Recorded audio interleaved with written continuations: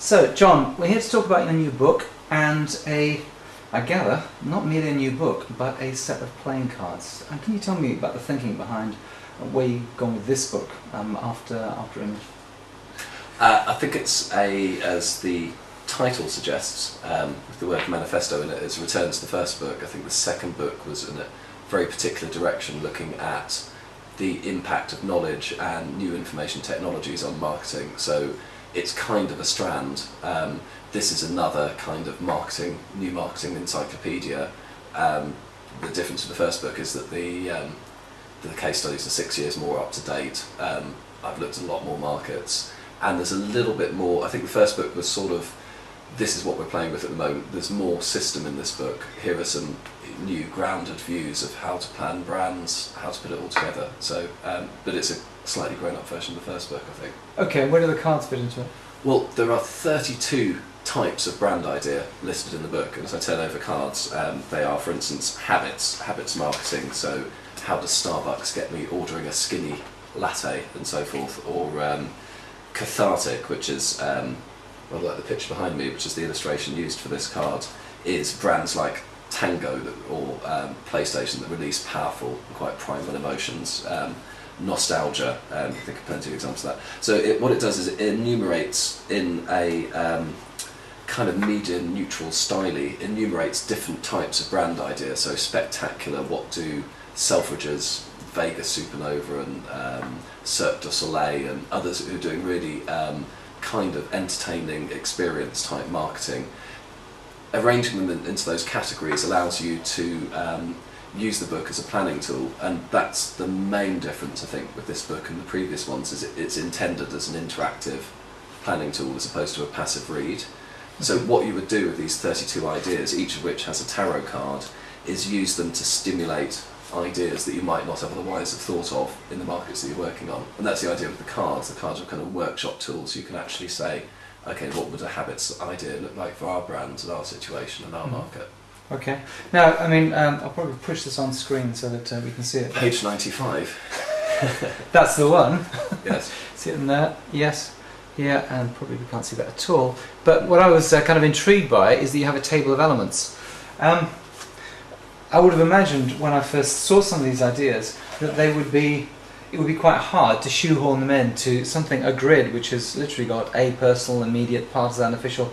Was that easy to do, or was that a bit of a struggle? That was your idea. Oh, well, you're mentioning it. No, yes. I think the table of elements is an immensely good idea. Do you remember when I showed you a draft of the book and there were 32 ideas, yes, and you said, isn't there any way you can put these into a structure? And I think we talked about it and came up with the idea of the periodic table, like the elements. What happens is you've got different types of ideas, so things are called new traditions versus ideas that are based on herd instincts versus ideas that are all, in some sense, to do with luxury.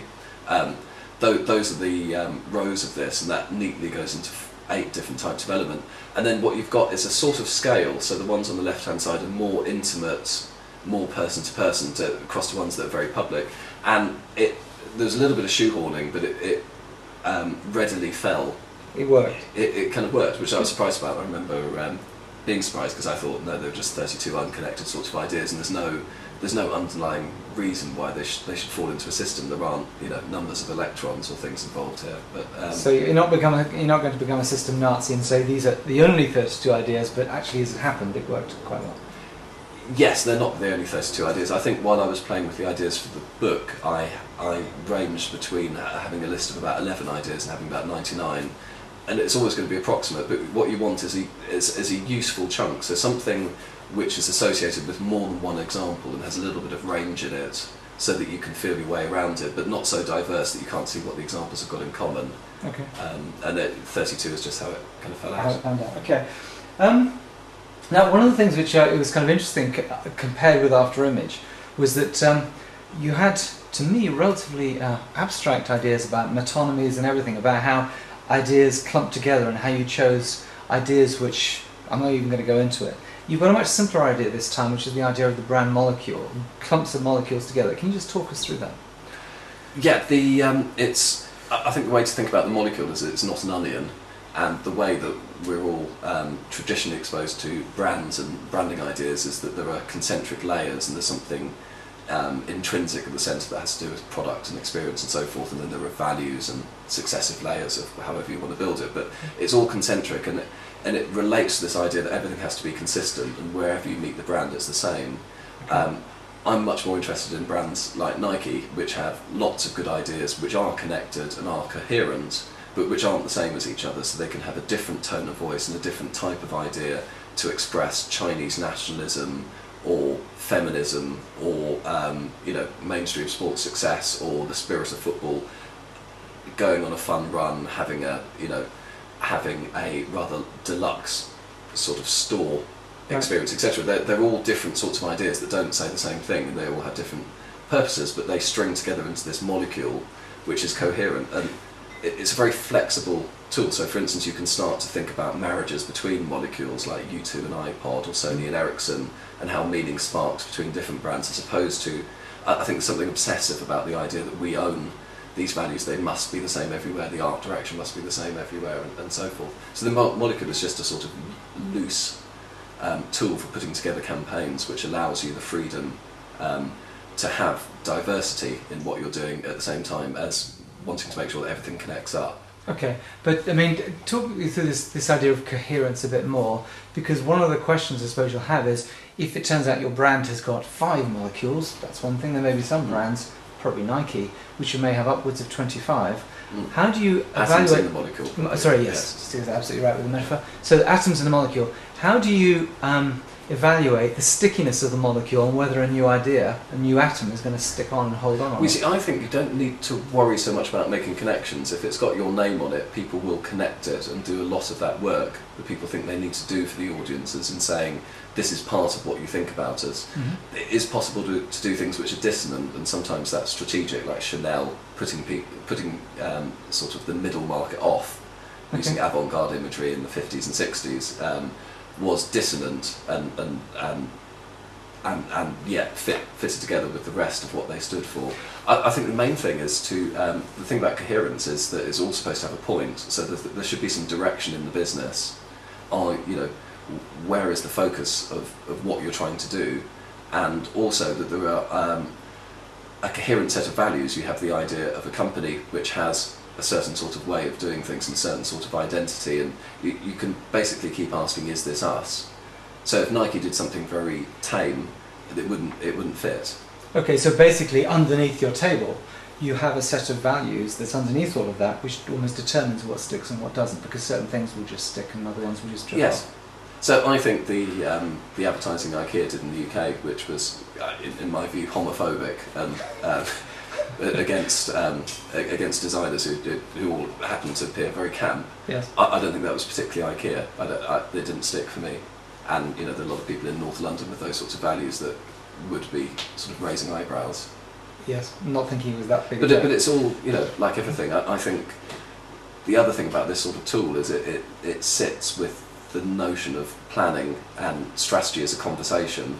And that conversation has to continue to make sense, and it makes sense all the way through and along all the branches, and there is a real living sense of what it's all about, as opposed to having one of these rather more corporate structures which says we've ticked all the boxes. Well, one of the things that it brings to mind is the idea that actually if you've played too much with the consistency game, that some ideas are so familiar and so boring that they might not stick. In other words, it's actually the differentness of a new atom that makes it stick to the molecule. I think that's true. Another thing about the I think there was a net effect of well-managed, consistent international campaigns, which is, if you say what is the underlying meaning of this, you say that is a corporate piece of marketing, and things which are too consistent look centrally planned and look plastic and two-dimensional, and they look like items of culture which are invading sort of a local setting and imposing themselves, because there's no flexibility, there's no give and take, there's no negotiation. It's just here we are, we're Starbucks, we're everywhere the same. And Starbucks is a bad example, or at least a mixed example, but it's certainly one which people feel that way about. There's an interesting digression I'd love to go into, which is the difference between, I suppose, commercial speech and media speech, and private speech, given that if you go on the internet, for example, all these three are mixed up together. You get corporate stuff, you get stuff which has obviously come from some form of stable of ideas from a publication of some kind, of publishing empire. And then you have what people are just making their own. That's the whole point, and it's not just mixed there, it's mixed within media, within conversations, within my journey, past posters and with BBC Radio and everything else. It is mixed, and this obsession with taking 10% of it that you can control and making it all the same is like spending 4 hours getting dressed to go to a party where all kinds of random chaotic things will happen that aren't under your control, but you've got yourself into an outfit, and presumably if you're that sort of character you'll end up looking a bit like Margaret Thatcher and immaculately groomed, but grooming a part of the total reality is just separating it from the interaction and the rest of the reality and your ability to kind of go with the flow. Let's go back to the molecule, because when we get to the more radioactive molecules, I mean, the question is, how many is too many? One of the great things about great brands, which seem to be able to effortlessly bring in more and more icons to refresh themselves and so on, is that they develop a level of complexity which those who really are close to them just love and get totally involved in. Do you think there's a kind of limit whereby upwards of how big can your molecules get before it just becomes silly? Well, I drew one in here for iPod, and that's a fairly coherent, tight knot of ideas, and there seems to be about. I ran out of space on the page, but there were about 30 ideas bolted together in a short range of time, which gives you the sense that they've got a lot going on. One of the other points of the book, the reason it's called the Brand Innovation Manifesto, is that a lot of the ideas are actually in the product. So it's not just, here are some new iPod posters, here is a festival they sponsored, actually here's the iPod Nano, here's the tie-up with U2, here's the tie-up with Disney and Desperate Housewives and so forth. And so aligning innovation and putting ideas into the product and the experience and having a lot of interesting stuff going on which people are tangibly getting, as opposed to just taking a tin of beans and saying, here are 100 new ways of marketing. I think you could create a lot of fuzz, but something like Google, most of its molecule is product innovation, and I was searching through their books, things that are extraordinary. It's like the Library of Alexandria. That tells me a lot more about Google and what they're about than a global TV campaign would. So, I mean, from everything you've described, the way you're looking at brands is it's much more to do with ideas, but they're not ideas which sit in people's filing cabinets and have trademarks on. They're things which, in effect, shared, are cultural entities rather than, made here or made locally. Is that fair? Well, the great thing about the word idea is actually it's both, because there's a huge academic discussion about whether you should be considering artifacts which are in the world, which are manifestations of an idea, and including things like words, or things that we might assume are happening in people's heads, and the other sense of idea. And inevitably all of this stuff is both. And there was another After Image style book to be written about that dividing line, but I like the notion of ideas because it carries both the intrinsic excitement of gosh, I'd never thought they'd do that, with along with there are things actually happening here. It's not a load of ideas in somebody's chart, in somebody's brand planning tool, that they've actually manifested themselves in the world in a very particular place. The thing which worries me, I suppose, is that this is almost that it erodes the role of the strategist gunfighter for hire, or the external agency supplier. Why should they be any better at making or managing these idea molecules than an agent, than a client, with a damn good creative director that actually can manage their brand internally? What's an agency still got to offer? It's a very live question, isn't it? I mean, in-house is rather like full service. It's one of those ideas that's come full circle. I met somebody from Chanel recently, and they're all in-house and have a creative director that's worked on the brand for 40 plus years, and they produce extremely, let's call it coherent, but high quality work, and at most would ever use a sort of external production company. It's an interesting question anyway, because the notion of agency suited advertising space media.